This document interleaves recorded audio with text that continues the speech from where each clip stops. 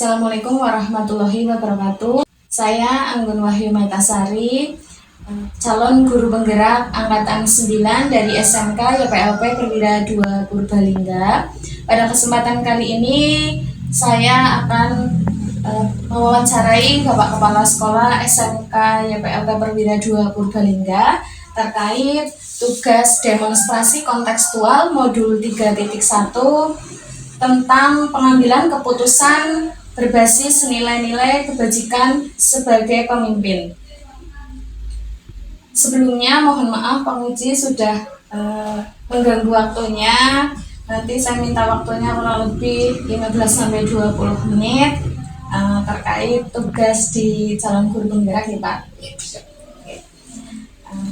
Sebelumnya selamat siang Pak Muji. Bagaimana kabarnya Pak? Baik. Mohon maaf Pak, mengganggu nih Pak. Ya, apa-apa. Untuk yang pertama Pak, saya ingin menanyakan terkait Bapak sebagai seorang pemimpin di sekolah kami.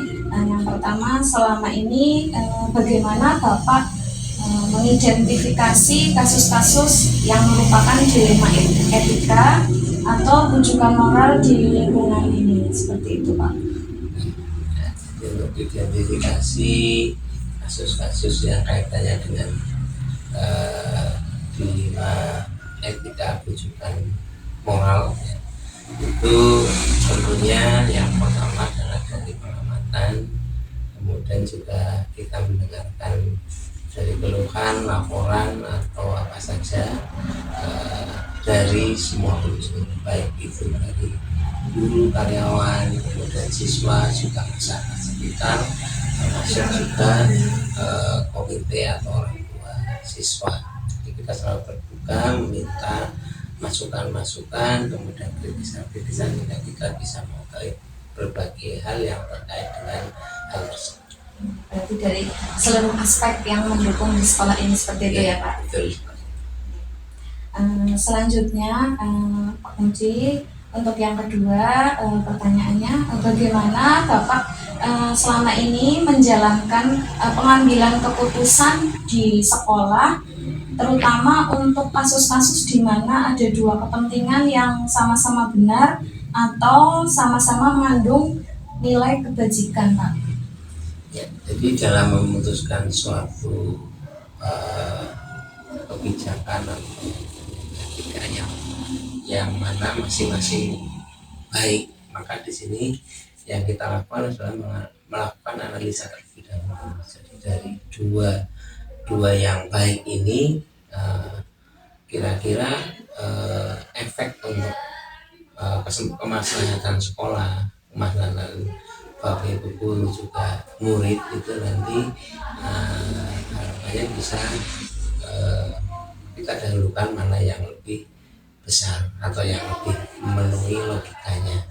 Kemudian yang berikutnya tentunya yang akan didahulukan itu adalah yang sesuai dengan arah dari tujuan sekolah, di mana tujuan sekolah juga kita mengambil arah itu tentunya juga dipengaruhi oleh kebijakan dari dinas pendidikan, kemudian juga dari pemerintah setempat sesuai dengan program yang ada di pemerintah, kemudian juga arah sekolah, karena kondisi sekolah, kemudian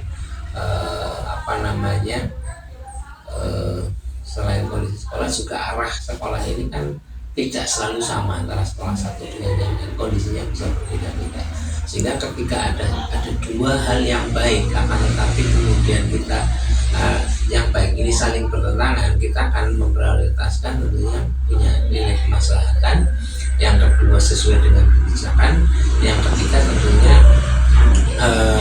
sesuai dengan arah yang sedang dituju.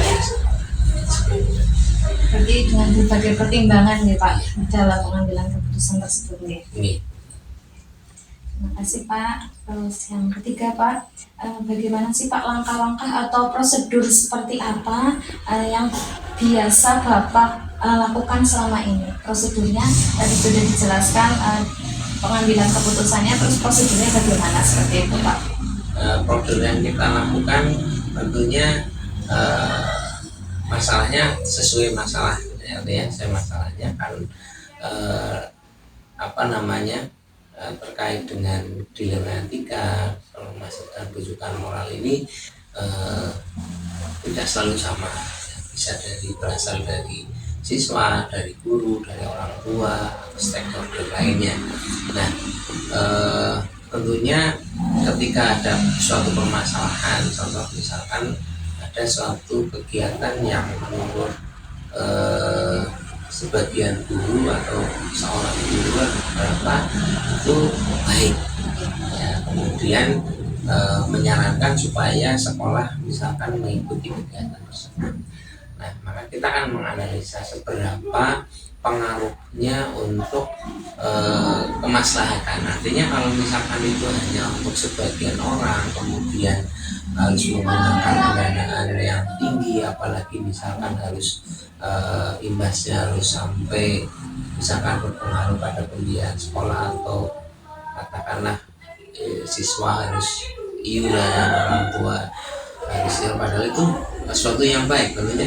Ini perlu ada pertimbangan seberapa pengaruhnya, kemudian kira-kira nilai manfaatnya seperti apa, dan kira-kira nanti setelah ini tercapai, apakah kemudian memungkinkan untuk jadi sebuah kemaslahatan bersama. Artinya jangan sampai misalkan kebijakan yang kita putuskan itu hanya sebatas program yang kemudian tidak ada aplikasinya atau tidak ada realisasinya untuk kebaikan. Jadi berbagai macam pertimbangan juga ya Pak. Selanjutnya Pak, hal-hal apa saja yang selama ini Bapak anggap efektif dalam pengambilan keputusan pada kasus-kasus dilema etika Pak? Ya, ada kasus dilema etika ini yang pertama tentunya kita harus tetap pada jalan artinya yang ketentuan yang berat. Jadi nilai akuntabilitasnya, kemudian taat azas, taat aturan, kemudian tentunya di sini kadang-kadang kita juga butuh masukan informasi dari berbagai pihak, termasuk dari guru, dari orang tua siswa, dari komite, dari yayasan, atau juga pengawas ya. Karena selama ini menurut aturan sekarang pengawas bukan lagi sekedar mengawasi, tapi lebih pada mitra kepala sekolah, sehingga ketika ada sebuah permasalahan kita juga boleh untuk berdiskusi dengan pengawas, kita menyampaikan agar nanti landasan yang dipakai sebagai satu keputusan masukan ini bisa lebih luas. Juga termasuk masukan dari Bapak Ibu guru dan juga komite yang harapannya memperkuat. Ketika misalkan diputuskan untuk penanganannya pun nanti akan menyesuaikan dengan kondisi, kemudian juga sesuai dengan pengalaman yang tentunya pernah dialami bagi misalkan pengawas, kemudian komite, Bapak Ibu guru dalam penanganan pertimbangannya seperti itu. Berarti dengan berbagai macam pertimbangan ya Pak. Selanjutnya Pak, hal-hal apa saja yang selama ini merupakan tantangan Pak dalam pengambilan keputusan pada kasus-kasus dilema etika gitu Pak? Kalau kita di sekolah ini, sekolah swasta, ini memang secara lembaga adalah lembaga resmi dari pemerintah yang memiliki izin operasional, kemudian juga sudah cukup lama beroperasi. Akan tapi baik langsung atau tidak langsung, mestinya kita dengan lembaga pendidikan itu saling bermitra. Tetapi terkadang karena adanya kesenjangan dalam berbagai hal, dari faktor kemampuan, termasuk juga finansial, ini kadang-kadang memang menjadi suatu pertimbangan yang agak sulit gitu ya. Misalkan contoh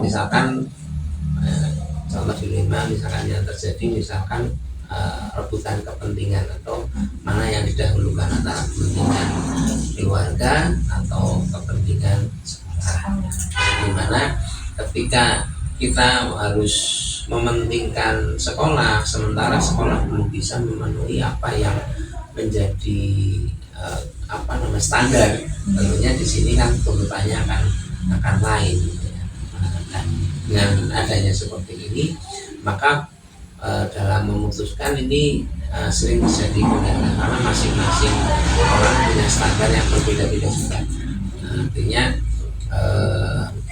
untuk memutuskan mana yang yang ya baik atau tidak baik itu tidak sebenarnya hanya masalah sesuai aturan atau tidak, sesuai kebenaran tidak, tapi ada beberapa pertimbangan lain yang perlu dipikirkan.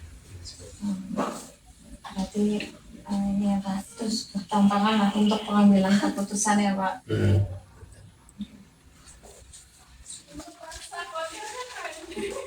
Selanjutnya Pak, apakah Bapak memiliki sebuah tata kelola atau jadwal tertentu dalam sebuah penyelesaian kasus dilema etika Pak?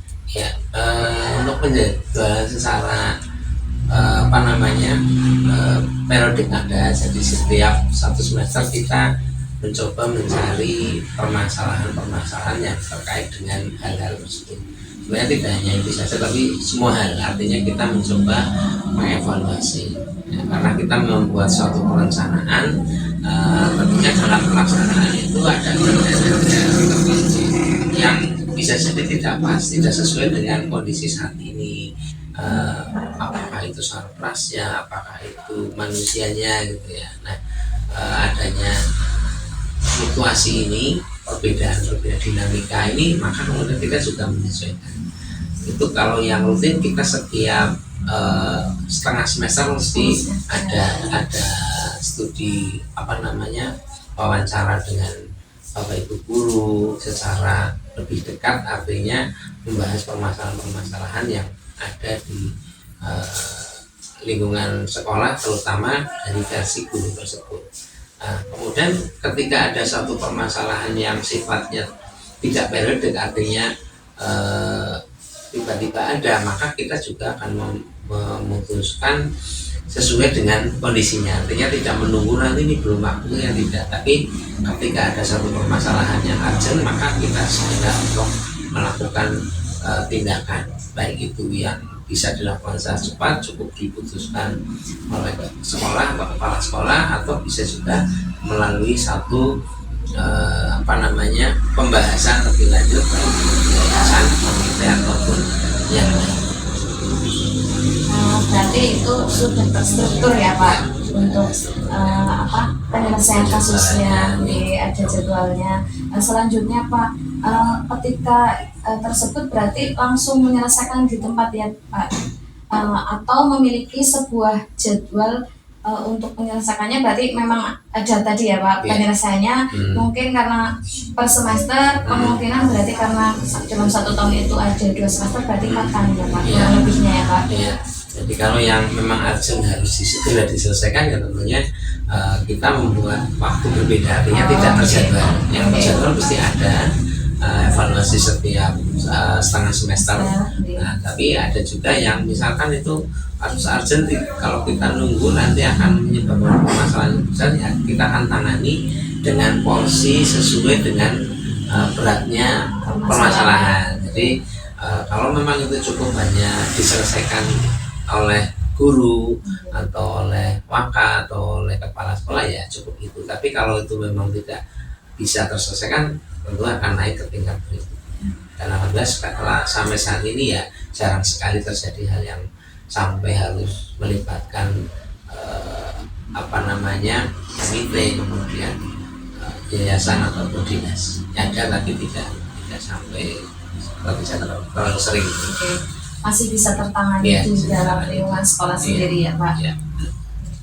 Dan selanjutnya Pak, adakah seseorang atau faktor-faktor apa yang selama ini mempermudah atau membantu Bapak dalam pengambilan keputusan dalam kasus-kasus dilema etika Pak?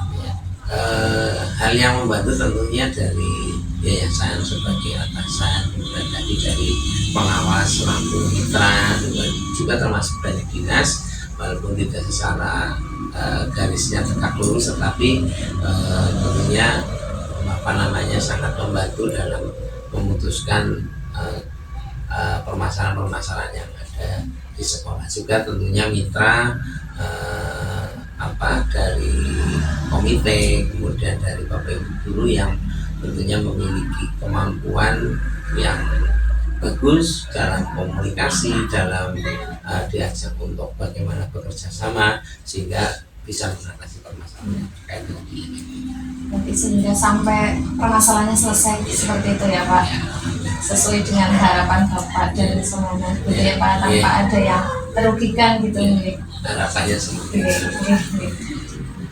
Selanjutnya Pak, dari semua hal yang telah disampaikan tadi nih Pak, pembelajaran apa sih yang dapat Bapak petik dari pengalaman Bapak mengambil keputusan dilema etika ini Pak?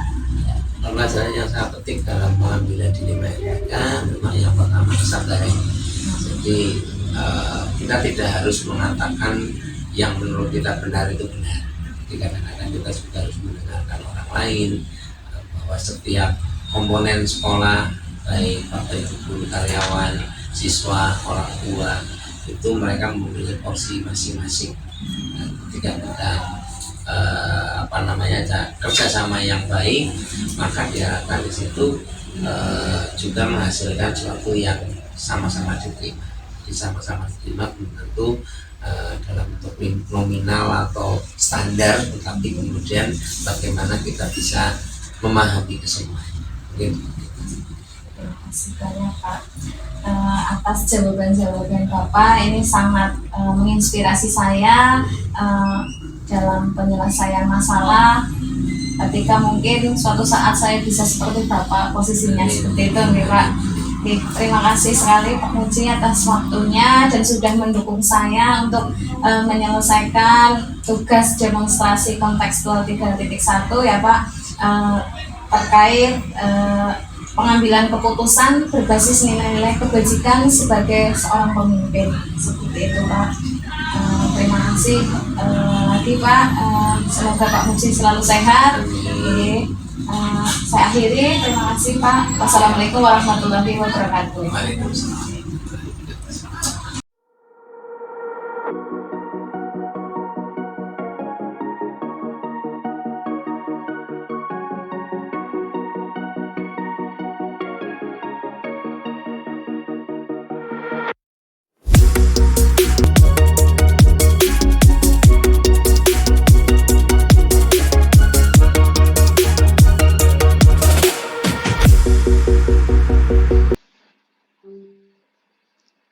Assalamualaikum warahmatullahi wabarakatuh. Waalaikumsalam warahmatullahi wabarakatuh. Perkenalkan, nama saya Anggun Wahyu Metasari. Saya calon guru penggerak angkatan 9 dari SMK YPLP Perwira 2 Purbalingga. Pada malam hari ini saya bersama Kepala Sekolah SD Negeri 1 Karangjoho, Kecamatan Pengadegan Purbalingga, yaitu Ibu Ani Fadilah. Bagaimana Bu? Sehat Bu Ani? Alhamdulillah sehat Mbak. Mbak Wahyu juga sehat? Alhamdulillah sehat Bu. Mohon maaf ya Bu, jadi mengganggu waktunya. Enggak apa-apa, enggak apa-apa. Ya, pada malam hari ini saya akan mewawancarai Ibu Ani selaku Kepala Sekolah di SD Negeri 1 Karangjoho terkait tugas saya di modul 3.1 yaitu demonstrasi kontekstual, yaitu mengenai pengambilan keputusan berbasis nilai-nilai kebajikan sebagai pemimpin di sekolah. Nah, Bu Ani, sebelumnya mungkin Ibu sebagai pemimpin di SD Negeri 1 Karangjoho itu udah berapa tahun, Bu? Saya di SD Negeri 1 Karangjoho itu baru 1 tahun, Mbak. Oh, baru 1 tahun. Tapi sebelumnya mungkin sudah ya, Bu, di SD yang lain gitu. Nah, ini adalah penempatan pertama kali saya sebagai kepala Oh, sekolah. nggih, nggih. Tapi insya Allah dalam 1 tahun ini sudah banyak pengalaman lah ya, Bu, sebagai kepala sekolah. Mungkin Ibu sudah banyak mengalami berbagai macam, mungkin ada permasalahan di sekolah tentunya karena kan namanya juga sekolah dengan berbagai macam isinya, baik gurunya, siswanya, mungkin di situ kan ada perselisihan atau permasalahan ya, Bu. Eh, Tentunya ada di setiap sekolah pasti ada masalah dan itu ya saya jumpai juga di SD yang sedang saya pimpin ini, Mbak. Oh iya. Oh iya, Bu. Nah, terkait mungkin Ibu sudah banyak menangani permasalahan selama menjabat sebagai kepala sekolah. Ini saya ada beberapa pertanyaan, Bu, terkait tentang Ibu sebagai pemimpin harus memberikan keputusan-keputusan yang mungkin bisa diterima oleh semua pihak ya, Bu, tanpa ada yang terugikan seperti itu. Nah, Iya. pada malam hari ini, yang pertama saya ingin tanyakan ke Ibu, itu, bagaimana sih Ibu dapat, mengidentifikasi kasus-kasus yang merupakan dilema etika atau bujukan moral di sekolah Ibu, seperti itu, Bu, untuk yang pertama, pertanyaan pertama, Bu. Iya, tentunya saya sebagai kepala sekolah, apalagi saya baru di situ, eee, menggali berbagai macam informasi ya, tentang, eee, karakteristik karakteristik Mhm, di sekolah yang saya pimpin. Jadi dilihat dari sumber daya manusianya, kemudian dari, apa namanya, dari partisipasi masyarakatnya, kemudian dari pendanaannya seperti apa itu. Saya, mencoba mengidentifikasi itu dengan cara, banyak komunikasi dengan guru, dengan siswa, dengan wali murid, dengan komite atau masyarakat di sekitar sekolah saya, oh itu iya, Bu. begitu. Itu cara pengidentifikasian kasusnya ya, Bu, selama ini ya, Bu? Iya iya.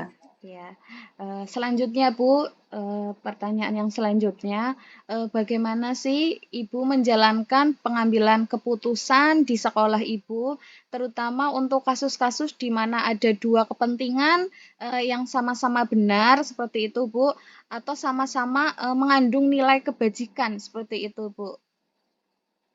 Iya, itu artinya ini permasalahan dilema etika ya? Iya Kalau betul Bu, sama-sama benar itu berarti dilema etika ya? iya betul. Itu ya.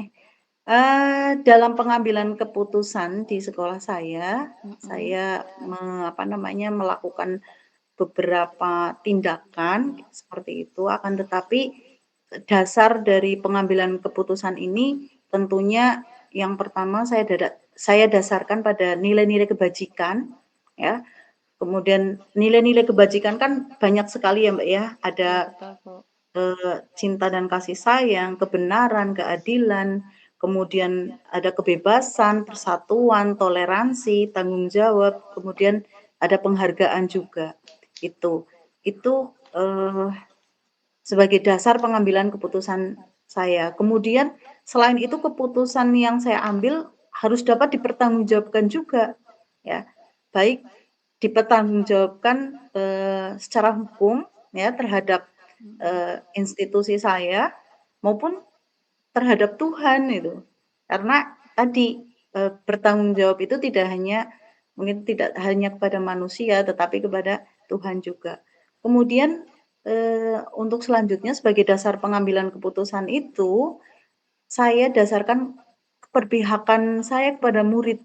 Jadi, apapun keputusan itu, itu dilihat tadi dari nilai-nilai kebajikannya, kemudian tanggung jawabnya, keberpihakan kita kepada murid. Saya pentingkan, ini karena apa, kita kan sebagai pemimpin pembelajaran nggih, selain, pemimpin sekolah juga pemimpin pembelajaran. Jadi keputusan itu saya dasarkan juga keberpihakan saya kepada murid. Itu begitu dan ada beberapa langkah yang, saya lakukan, dengan cara musyawarah, nggih, diskusi, kemudian wawancara juga dengan, pihak-pihak yang terkait atau stakeholder yang ada. Terkait dengan permasalahan itu ya Bu, melibatkan siapa saja seperti itu ya Bu. Iya iya iya. Iya, Bu. Ya. Selanjutnya Bu, berarti Ibu sudah menjawab pertanyaan ketiga sebenarnya Bu, secara tidak sadar seperti itu Bu. Oh, Langkah-langkah atau prosedur seperti apa yang bisa Ibu lakukan selama ini. Jadi itu ya Bu, langkah-langkahnya tadi melibatkan semua pihak yang terkait dan stakeholder yang ada di sekolah gitu ya Bu. iya, iya betul. Iya. Selanjutnya Bu, hal-hal apa saja sih ya Bu yang selama Ibu menjadi pemimpin yang dianggap efektif dalam pengambilan keputusan pada kasus-kasus dilema etika Bu? Mau diulangi tadi? Hal-hal apa saja yang Ibu anggap efektif dalam pengambilan keputusan pada kasus-kasus dilema etika Bu?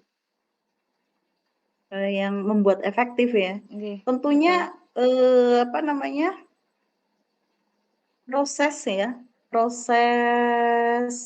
pengambilan keputusan itu, langkah-langkahnya ya yang membuat efektif ya, satu, tentunya dimusyawarahkan dengan satu guru-guru ya, terutama oleh guru-guru, kemudian dimusyawarahkan juga dengan pihak komite sebagai perwakilan dari wali murid. Setelah itu, apa namanya, kami sampaikan juga permasalahan itu di, kegiatan rapat pleno dan juga paguyuban kelas karena kami juga mempunyai, apa namanya, paguyuban kelas gitu.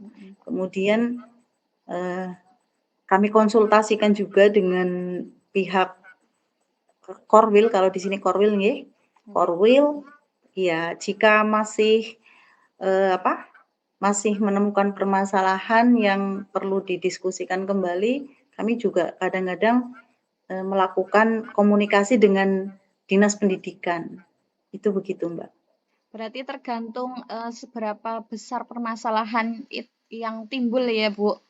Jadi yang Iya dikaitkan juga disesuaikan ya Bu.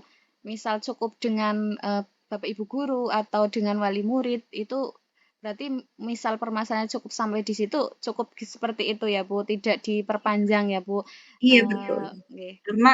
Karena terkadang ada permasalahan yang berbentur dengan, apa namanya, aturan hukum itu seperti itu kan kita harus sangat berhati-hati. Karena jangan sampai, keputusan yang nanti saya ambil itu akan melanggar hukum gitu. Iya betul. Apalagi sampai ada yang merugikan gitu ya Bu. Iya, jangan sampai ada pihak-pihak yang dirugikan lah, Oke. gitu. Oke, terima kasih Bu Ani atas jawabannya. Selanjutnya Bu, hal-hal apa saja sih Bu yang selama ini merupakan tantangan dalam pengambilan keputusan pada kasus-kasus dilema etika Bu? Tantangannya apa seperti itu Bu? Tantangannya kadang kalau saya pribadi, kalau ini kasus dilema etika, kadang ini perasaan sendiri antara enak dan tidak enak itu seperti itu. Kadang seperti itu karena ini kasusnya adalah dilema etika ya. Betul. Ada perasaan, tidak enak, rasa mungkin kasih sayang atau kepedulian itu seperti itu. Ada, dalam situasi dilema etika kan kadang-kadang ada, di sana ada pertentangan antara individu lawan kelompok, kemudian rasa keadilan dan, rasa kasihan, kemudian ada di sana kebenaran lawan kesetiaan, dan ada Iya ada dilema untuk jangka pendek maupun jangka panjang itu seperti itu. Tantangannya itu ya, Bu. Banyak lah ya, Bu, tantangannya. Iya, ada pertentangan, Mbak. Jadi Hmm. kadang tantangannya itu ada pertentangan di sini. Misalnya sebagai contoh, ini mau dikasih contoh kasusnya. Iya, nggak apa-apa, Bu. Ya, misalnya di sekolah saya itu, eh, dengan anggaran yang tidak begitu banyak, kami tidak memiliki tenaga penjaga sekolah. Ya, kalau sekarang kan istilahnya pramubakti ya.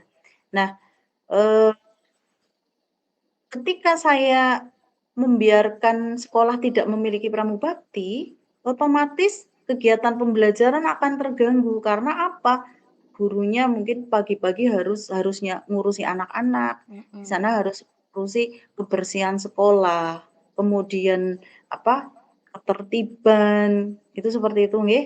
Tetapi, eee, ketika saya mau mengangkat tenaga penjaga atau pramubakti istilahnya yang Oke. sekarang, itu kami terbentur dengan anggaran. Karena, eee, kan kita tahu aturan yang sekarang kalau belum mendapatkan apa, nilai apa, mendapatkan, dapodik ya, sudah masuk di dapodik itu sekolah tidak boleh menganggarkan melalui dana BOS untuk penghonoran tenaga wiyata bakti. Jadi harus menunggu 1 sampai 2 tahun kan untuk Gitu. mendapatkan untuk masuk di dapodik itu gitu. Jadi ini juga jadi dilema etika ya. Satu sisi saya ingin apa namanya mengangkat tenaga penjaga ya Mm-mm. akan tetapi di sisi lain saya juga harus memikirkan honor untuk penjaga itu, apakah saya nantinya dapat memberi kesejahteraan yang layak untuk penjaga yang baru? Itu seperti itu. Benar-benar dilema ya, Bu. Iya, itu merupakan sebuah dilema juga untuk saya. Nah, oleh karena itu butuhkan komunikasi dengan guru, dengan masyarakat juga, Iya. maksudnya wali murid itu Oke. begitu. Oke. Ya, terima kasih sekali Bu Ani. Untuk pertanyaan selanjutnya, Bu, apakah Ibu memiliki sebuah tata kala atau jadwal tertentu dalam sebuah penyelesaian kasus dilema etika, Bu? Terus, apakah Ibu langsung menyelesaikan di tempat permasalahan tersebut atau memiliki sebuah jadwal untuk menyelesaikannya? eh, Bentuk atau prosedur seperti apa sih yang Ibu jalankan selama ini seperti itu, Bu? Ya, Dalam penyelesaiannya seperti itu, Bu. ini tergantung masalahnya sebenarnya, Bu. Iya. Jadi ada yang mungkin harus diselesaikan saat itu juga, akan tetapi ada juga permasalahan yang membutuhkan diskusi dulu dengan guru, diskusi dulu dengan komite, atau dengan pihak Korwil ataupun bahkan dengan pihak dinas. Jadi tergantung masalahnya. Permasalahannya. Iya. Ya, kalau permasalahan itu tidak menyangkut dengan berbagai macam pihak, ya pihak-pihak yang tadi saya sebutkan, ya diselesaikan saat itu juga. Tetapi jika memerlukan pemikiran yang lebih ya, saya akan diskusikan dengan berbagai pihak, begitu. Iya, jadi intinya disesuaikan dengan permasalahannya dan Ya, penjadwalannya pun disesuaikan ya, Bu. Tergantung permasalahan tersebut seperti itu ya, Bu, intinya ya, Bu. ya. Kalau penjadwalan eh sekolah sekolah saya itu kan insya Allah nanti akan dirutinkan untuk pleno. Saya tahun kemarin juga mengadakan pleno, kemudian pertemuan dengan komite, memang saya jadwalkan. Kalau dengan guru-guru rapat yang rutin itu minimal itu 1 bulan sekali. Tapi jika ada hal-hal yang urgent yang harus diselesaikan ya kita fleksibel aja. 1 bulan bisa 2 kali, 3 kali itu. Seperti itu, Mbak. Nah, ya. Terima kasih, Bu. Ya, Atas pengalaman Ibu selama inilah permasalahan yang ada di sekolah Ibu seperti itu ya, Bu, disesuaikan seperti itu ya, Bu. iya. Selanjutnya, Bu, adakah seseorang atau faktor-faktor apa sih ya Bu yang selama ini mempermudah atau membantu Ibu dalam pengambilan keputusan dalam kasus-kasus dilema etika, Bu? Hal yang mempermudah atau seseorang tadi? Adakah seseorang atau faktor-faktor yang selama ini Hmm. membantu lah Bu, mempermudah Oh, menyelesaikan iya. masalahnya Ibu seperti itu? Oke, kuncinya adalah komunikasi. Mhm. Jadi komunikasi, kolaborasi itu adalah kuncinya. Jadi sebuah permasalahan ya jika itu dimusyawarahkan, didiskusikan, kita cari solusi bersama-sama, itu akan apa, akan efektif. Dan saya kira ketika sebuah permasalahan, sudah didiskusikan, dimusyawarahkan dengan pihak-pihak yang berkepentingan, itu saya kira keputusan yang diambil itu menjadi keputusan yang terbaik. Karena tidak hanya mungkin tidak hanya keputusan dari pribadi kepala sekolah itu. Itu seperti itu, Mbak. Oh, nggih. Jadi tergantung kasusnya juga ya, Bu? Ya, Iya. tergantung kasusnya juga. Mhm. Selanjutnya, Bu, dari semua hal yang telah disampaikan Ibu tadi, pembelajaran apa sih yang dapat Ibu petik dari pengalaman Ibu mengambil keputusan dilema etika selama ini seperti itu, Bu? Iya, pembelajaran yang saya ambil bahwasanya sebuah keputusan itu, eee, tadi ya, dalam pengambilan keputusan itu saya dasarkan satu dari adanya nilai-nilai kebajikan, ya. Kemudian keputusan itu nantinya dapat dipertanggungjawabkan, baik, secara moral ya maupun, apa, kepada Tuhan ya, karena tadi dasarnya adalah nilai-nilai kebajikan. Kemudian didasarkan lagi karena kita ada di, sekolah, maka tadi kita, dasar keputusan kita harus bisa berpihak pada murid, itu. Kemudian dalam mengambil keputusan itu istilahnya jangan gegabah, Mhm. harus ada langkah-langkah yang ditempuh. Kuncinya dengan, komunikasi dengan pihak-pihak terkait, Baik. gitu.